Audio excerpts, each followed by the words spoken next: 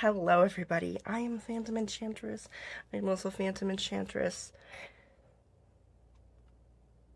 on Facebook as well if you want to check me out. I'm there. I do exist. At least I think I do.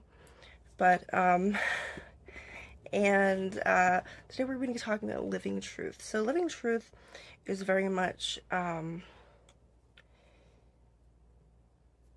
it's that outlook that actions speak louder than words. And you can talk until you're blue in the face. You can talk until the sun comes down. But essentially, your attitude and your personality, your character, the things that you do are going to be most apparent to people. And it's going to be your smile, your energy, your warmth that you give off. And people are attracted to confidence. Confidence is always sexy. It's always attractive. It draws people in. And it kind of makes you think, when someone has a smile on their face amongst this world, what are they doing in their life that's making them happy? How are they living their life? What is it that really helps them feel successful? And in actuality, success is not about the car that you drive, the money that's in your pocket or your bank account, or the house that you drive up to. Success really is about empowerment, it's about enlightenment, it's about overcoming things that you couldn't in the past. It's about celebrating your little victories and your triumphs, because every single day you have a triumph, you have a victory, you have a success. And when we think success, we are forced with this idea that wealth is primarily what spells success and what success means. When success means many different things depending on the person. Success is not always about worldly possessions. Yes, it's successful that somebody gets enough money to drive a Fiat into their multi-millionaire mansion. That's a success, but that was the result of many successes that led up to that point. People often have this rags to riches story, which can be very inspiring. But sometimes we want to hear about the little successes, the successes that people might not think about. And the successes I'm talking about are, hey, you woke up this morning. Hey, you got up out of bed and you did what you needed to do. You had your coffee and everything is just, and there's a lot of people that don't have that. They don't have a bed to get up from. They don't have coffee. They don't have a house or a roof over their head. Some people are paralyzed. Some people are crippled. They cannot get out of bed without help. Whether it's crippled by anxiety or physical disability, or it's just depression. There's a lot of things. There's always somebody that has it worse than you, and there's always someone that has it better. But when it comes to your trauma and your pain, that's the most extreme pain that you've had. And there's nothing that anybody should, I think so many people try to compare, I had it tough, I had it rough, I had it, I had this really rough at this time. And there's no competition here. There's no competition. There shouldn't be a competition. Because when we compare ourselves to other people, we lose a part of ourselves as well. Because we either feel like we are falling short from what we're doing, we feel inadequate, we feel like, oh my gosh, what are we doing? How is this going to work out? I'm not doing so and so like my friend or like this famous person. And that's because we can't exactly compare our successes either. We can't compare them. Your success is your success alone. Success is very much like a journey. It's a journey to um it's a journey to another, success is a journey. It's a series of transitions. It's so much more than what social media shows us. And social media shows us a very narrow view of what success is supposed to be. And we just feel really left out sometimes because we're like, well, and it kind of, these celebrities unknowingly, I'm sure it's not on purpose, but they unknowingly set these very unrealistic goals of, well, if I don't drive a Fiat, if I don't do these things, or I'm in these movies, or I'm in these places, how am I going to be successful? Honey, you're successful by just existing, by just living, by just opening your eyes, taking a breath, and getting through another day. Thinking is exhausting. Okay, let's just during the day, you are actually fighting gravity. Yes, you're fighting gravity. Your body is fighting against gravity. Your thoughts are all over the place. That's your brain. That requires energy. That requires your organs to work. That requires your blood to flow so that you can have energy. So, and your organs take not only blood flow but energy themselves. So when it gets to be 5:30 to 6:30, you're tired. You could have literally just sat and stared at a wall for all day and still be tired. Honey, you deserve to be tired. Life is tiring. Life is a drag. Life is hard. It's difficult. Life is sometimes not a bowl of cherries.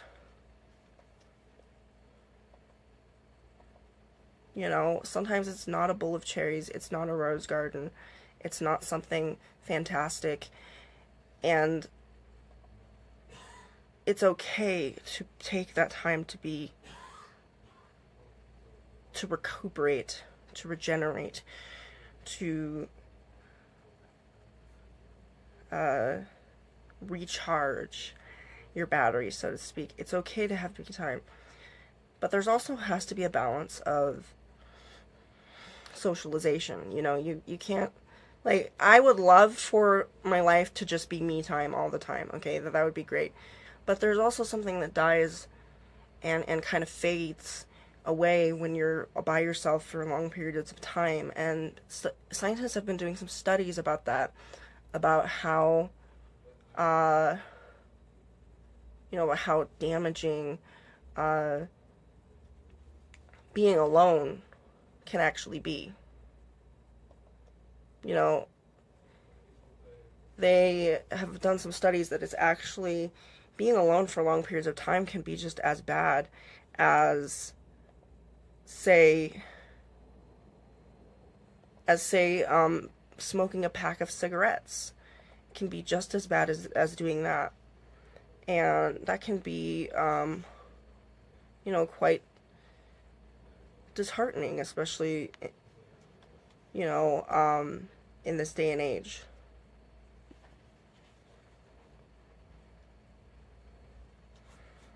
But besides that, I'm using a new streaming service right now. As you can probably see, it's by OneStream, powered by OneStream. There's a lot of these live apps that you can use on your phone and on your computer. There is a lot of them. There's Prism Live, there's Streamlabs, as well as Twitch Live. There's a lot of actually really cool streaming apps that you can use. So I was kind of using this one just to kind of experiment and see, how it worked. And it works to an extent, but I don't think the aspect ratio is that great. The aspect ratio meaning like it makes it, well, for sure, it makes me look thinner. Haha. For sure. For sure. But, yeah, successes are personal goals. They are not shaped by society. They are not shaped by celebrities and money and possessions, those kind of things. I mean, possessions and certain things can make you happy. Essentially, they can make you really, really happy. But also, I think what really, this is the key, and this is what I've been saying on my Facebook account, is literally, magic. That's what we're probably going to talk about magic at some point because I'm a witch. So, that's going to happen. But what I've been saying is magic is not a fix-all. It's not, waving a wand and then having it all go away like a Harry Potter movie. It's not like in movies and TV. Magic is very much something that lives within us, and to a certain degree, I believe that magic is us. We are the magic. So, and magic, true magic, takes time. It takes time. Sometimes change does not occur right away. Just like change doesn't occur right away, you have to have certain steps, transitions, and there's a process that you go through. There's struggle. There's a journey, and magic very much is a journey in itself. It's a journey about going through who you are, what you're capable of, and what's possible. And magic can very well make your dreams possible, and they can help. But magic is also a tool. It's a tool. You have to understand that sometimes you have to get off your tuchus. You gotta have to get off your big lovely. You're gonna have to get out of your sacred circle, get out of your comfort zone, and you're gonna have to actually work, so your dreams, you're gonna have to actually work for your dreams. You're going to have to actually get them. You're going to have to put in the effort. And a lot of change has to do with mundane things that we do. For instance, if we want to clean, if we want to keep our house clean, we have to do certain things to prevent it from getting dirty. There's a lot of things, like with change, we have to have an active, we have to actively make adjustments so that change is possible. And magic is very much that way. It sometimes, I've heard of people doing rituals and they're like, oh, it's not working. And the reason, there's something called a cord cutting where you get a string, you get a knife, you cut it, and then you wrap it around 2 candles, and hopefully under a fire-safe bowl.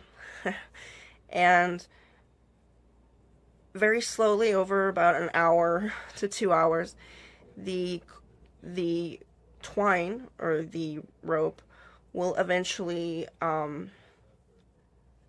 eventually the candle will get so low that it will catch the twine on fire.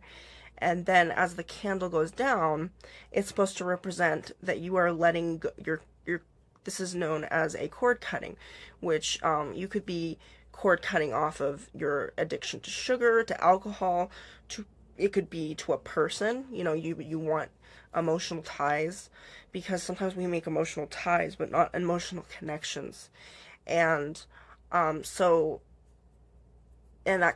can take quite a few times. Sometimes you have to do that ritual more than once, because there are multiple ties, multiple bonds, multiple cords that you have with this person or with this addiction or this issue. And so that's sometimes, so magic isn't a solve-all, fix-all solution. In actuality, you are the solution to your own problems. And if there's anything that you can control, it's definitely your own issues. It's definitely you, your emotions, your mind. That's what you're in control of. It's very much like that Stoicism philosophy, is that you're in control with what you are doing. You are not in control about how someone else reacts and how someone else is functioning. That is not your fault. That is not on you. That is not your responsibility. Your responsibility is you and you alone. Now, now unless you have kids or that kind of thing, sometimes there are people that we are very, responsible for. But when it comes to people overreacting, whether it's a misunderstanding or the fact that just I don't know why people overreact, but they do. It could be for a very petty reason, we don't know, but when it comes to things that if you're just sitting there calmly and you're discussing things and people are being threatened or are overreacting by what you're saying, that is not your fault, especially if you weren't doing something actively to trigger someone. If you're not doing something actively to trigger someone, you're not doing something to be as in bullying, gaslighting, harassing, being abusive. If you're not being abusive, the only thing that you can do is be you. And this is what I say, when you're representing a cause, when you're representing a community, the LGBTQT plus community, or it's always quite a mouthful for me, but or you're representing the witch community, or you're just maybe you're representing a cause like veganism, or you're representing some sort of organization. I think the most effective way to really get to spread awareness is really to spread awareness in a positive way. So if you're going to represent something, represent it with a smile. And that sounds so freaking cheesy. I know, it's like, oh gosh, really? And it's really, fake it till you make it kind of thing. I mean, that sounds ridiculous, but it does work to a certain degree. It doesn't work for everything. I can't recommend that it's going to work for everything. There are moments in our life where we cannot smile.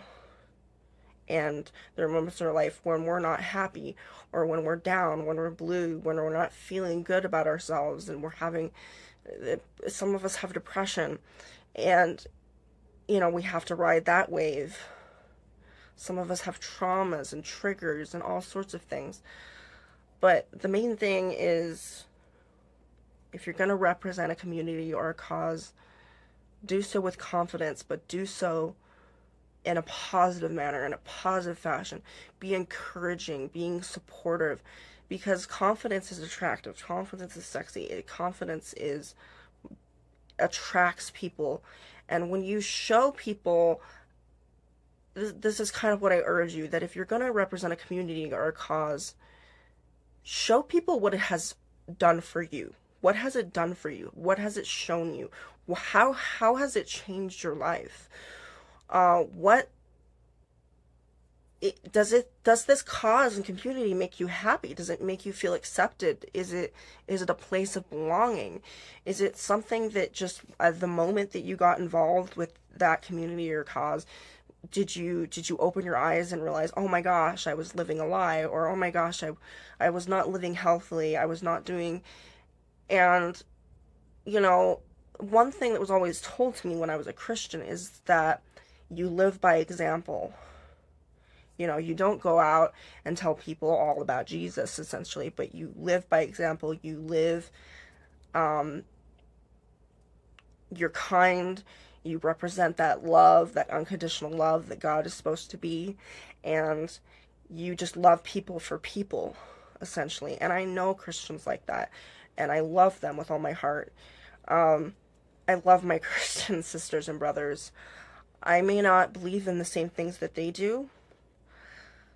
I may not follow their teachings or that kind of thing, but I used to be a Christian, and I understand Christianity very, very well. I understand the Bible. I understand that a lot of people think, because you're a witch, I wasn't always a heathen, okay? I used to be the good little girl that went to church, okay? The goody two shoes. I used to be, the girl that was involved with everything. I was almost, I think I was nominated to be a deaconess. Um, I was very heavily involved.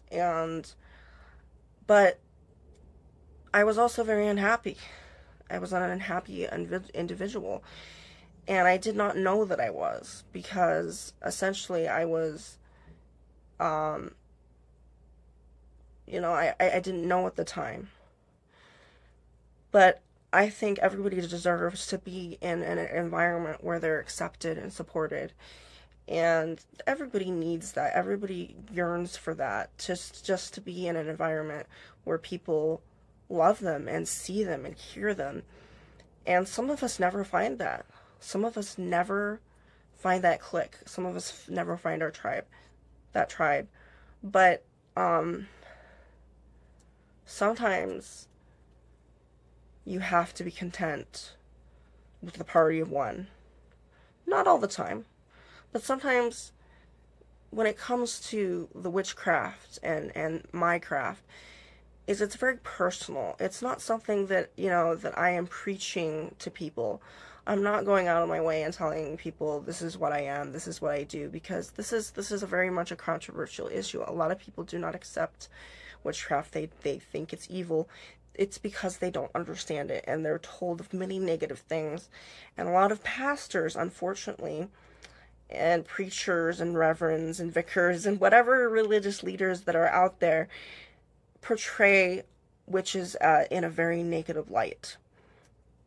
Little do they know that a lot of their practices come from actual witchcraft. The candle lighting, the prayers, the eating of the flesh, the blood and flesh of Christ, very much are rituals. And I think nobody's ritual is greater than any other. I don't think my rituals are any better than anybody else's. So really what it comes down to is whose rituals are better. It's really not, and another thing is, I don't believe that we should put our whole focus on just one book. There are so many books out there, and all of them have a lot of truth. I'm not saying the Bible doesn't have truth, honey. Oh gosh, it does. It has so many beautiful truths, so many wonderful stories that can teach you about life. But so can any other book. I don't bash the Bible. I don't bash people that read it or believe it. I think your faith is sacred and it's beautiful. And it's something that it's very much, your belief is very much like your sex life. It's not something that you need to tell everybody about, It's personal. It's something that you do on your own. It's something you might have friends that are like-minded that you might share that with, but with the average person, you're not gonna come up to someone and say, yeah, I worship Hecate, or I worship Odin. I don't, but it's not something that you automatically tell someone about, just the same way.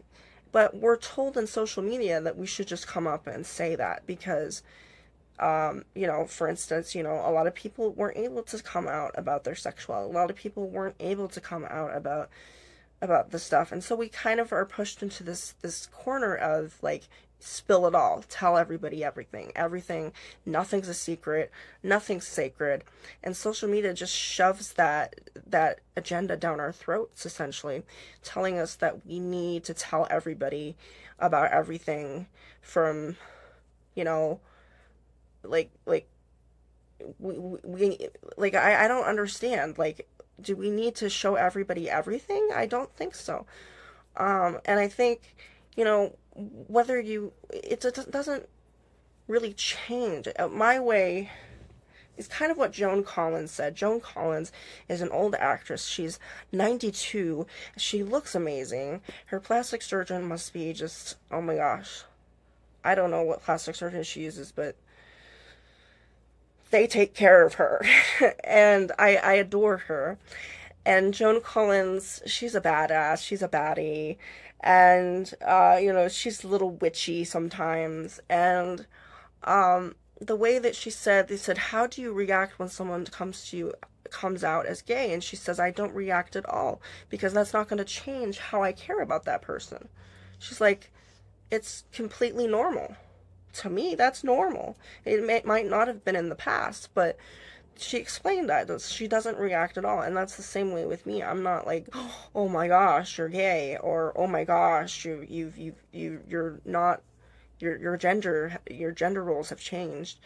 It really does not matter. I will call you what you want me to call you. If you want me to refer to you as a she, do so nicely, and I will comply. I will support that. There's no issue with that. And it really doesn't matter to me who you sleep with. That is your business. That is how you do it and who you do it with is your business. And that's very much, I take this traditional, I'm very traditional in that aspect, is that I think, your religion and very much your sexuality is very much a personal thing. It's personal to you and it's sacred to you and it's beautiful, and there's nothing wrong with having a faith, having your faith. There's nothing wrong with having a certain sexuality. There's nothing wrong with that. I support that. I think it's, hey, if you're not into this or into that, that's normal. If you're into this, that's normal too. Okay, it doesn't matter. Oh, you're into girls or you're into guys. You're into trans. You're into these other people. If you're pansexual, beautiful. That just means that you fall in love with people. You don't fall in love with their genders or their sexualities or whatever. You fall in love with the people, and that's fantastic. I don't have any qualms about how people live their life, but I don't think that it's something that everybody needs to know about. I think you should reserve that for your close friends, for your family, for people that actually need to know it, and for people that are actually, are going to accept that part of you. And it's really hard for me because I want to tell people everything that I am. I want to say what I am. But I know people aren't ready for it, and I respect people's boundaries, and I respect people's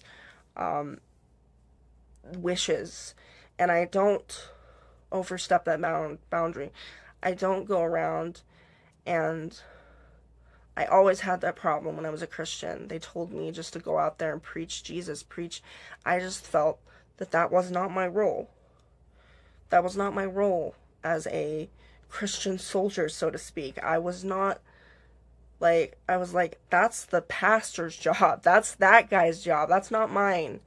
But it was forced a lot of times. Like, it was just pushed in our faces by these pastors that I would watch, and they were like, tell people. And I did not like I don't like to be aggressive, okay? I don't like to come off as being aggressive. If I have in the past, I've changed since then. I used to get ticked off. I used to go on rampages. I used to do things.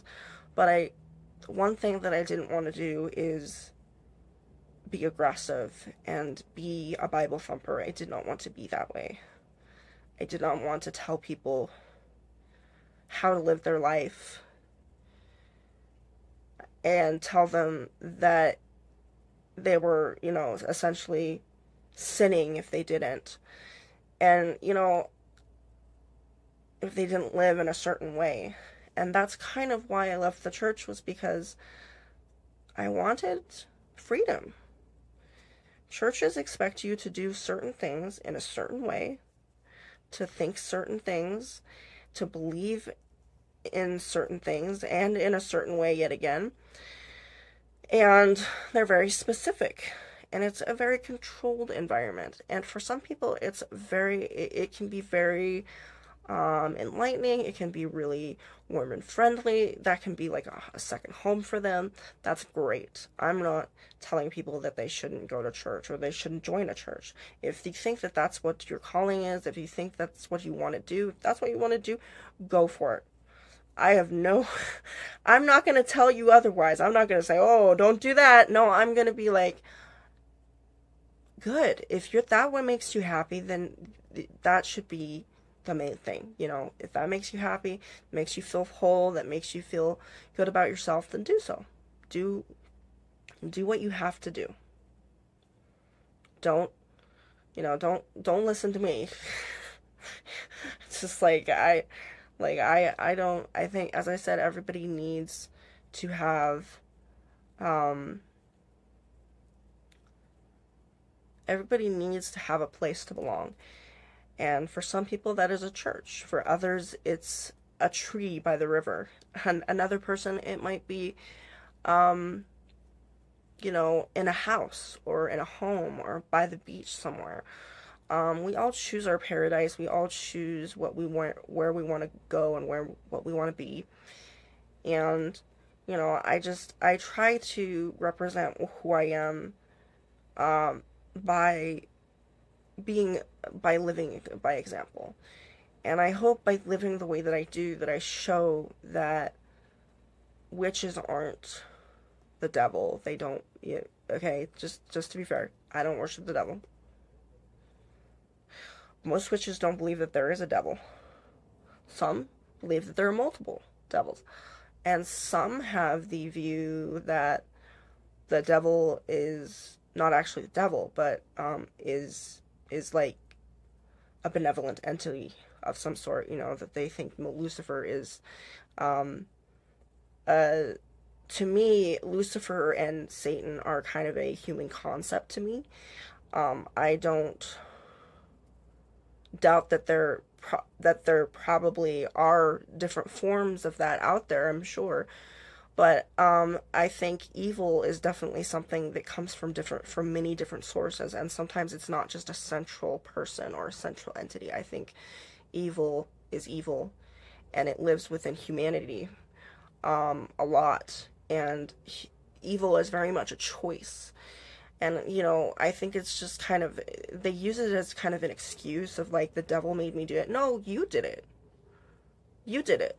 You weren't possessed. The devil didn't possess you. You did this yourself. You know, it was you who decided to, and that's very much the case. You're in control of what you do. You're in control of what you say and do. Now, unless you have some sort of mental illness, or you have a form of schizophrenia, or you have something where you cannot control your impulses, you are in control of what you're doing and what you're saying and where you're going and what you do with your life, essentially. So, yeah. So if you're gonna have, um, and I think there's evil out there, but I cannot say that it has a name. I cannot say that it has a central, like there's a source of all evil. I think evil is just everywhere, it's here, it's there, and you're gonna find it. You're either gonna find it or you're not. And we see it on the news, we see it every place else. And so I think for the most part, um, you know, another thing is I don't have, I don't drink blood. I don't, uh, grind organs in the blender. I don't put chicken feet on the door. I don't stab voodoo dolls. I don't do things that are harmful for anyone. Essentially, if I do put some hexes out there, the most the worst thing that I've ever seen with my magic is maybe a runny nose and some bloodshot eyes. That's the only thing that I've ever noticed with my magic, is like I don't, and much of magic is really just protective stuff. We are often shown about voodoo and hoodoo as being very, very demonic, and in actuality, it's really just ancestral worship. It's working with spirits and entities and other deities. It's working with nature, and yes, there's a lot of bones that are involved. In many cultures, bones are used as talismans, or used to to protect oneself. Native Americans have some Native Americans have a similar belief. Don't quote me on that, but they believe that certain bones can protect you. I don't have enough bones to do voodoo, and I respect people that practice voodoo because it is a very complex practice. It involves a lot of herbal remedies, a lot of kind of alchemy type things. So you're it's a lot of herbs. It's very much a kitchen witch kind of thing. There's a lot of herbs and bones, and sometimes there's blood, but there is blood magic. I don't practice it. Um, and there's sex magic, of course. I don't practice that either. Um, uh, there's different kinds of magic, and just because you see it on TV or you see it on a movie, that's not what all of us are doing. All of us do very unique things.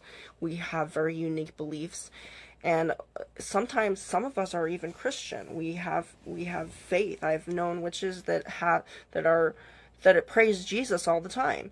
And it's very strange to people, but I tell people a lot of what Jesus did, turning water into wine, uh, kind of doing the Reiki. He was doing a lot of what would be known as a Reiki ritual, which when a town would not accept his gospel, so to speak, he would wipe the sand off of his feet. That is very much a witchcraft kind of ritual. And besides that, Jesus was actually part of a sect in which they practice mysticism, and Jewish culture is actually very mystic. In every culture there is mysticism. There is some form of witchcraft, some form of magic, so to speak. It's in Native American cultures, it's in Aboriginals, it's in so many things. But besides that, yeah, it's in it's in Islam, it's in the Muslim culture there, but Jewish have actually a set of books that have to deal with magic. So magic was very much something that Jesus practiced. So if you're thinking of, oh my gosh, it says witchcraft is bad, I think that there was a certain kind of witchcraft that was not acceptable, and there's some kinds of witchcraft that I probably should not be practiced, and there's certain things within witchcraft that shouldn't be messed with, and many people misuse that, and it's very unfortunate that people misuse magic. But you cannot judge a whole community just because someone has misused magic, and I hope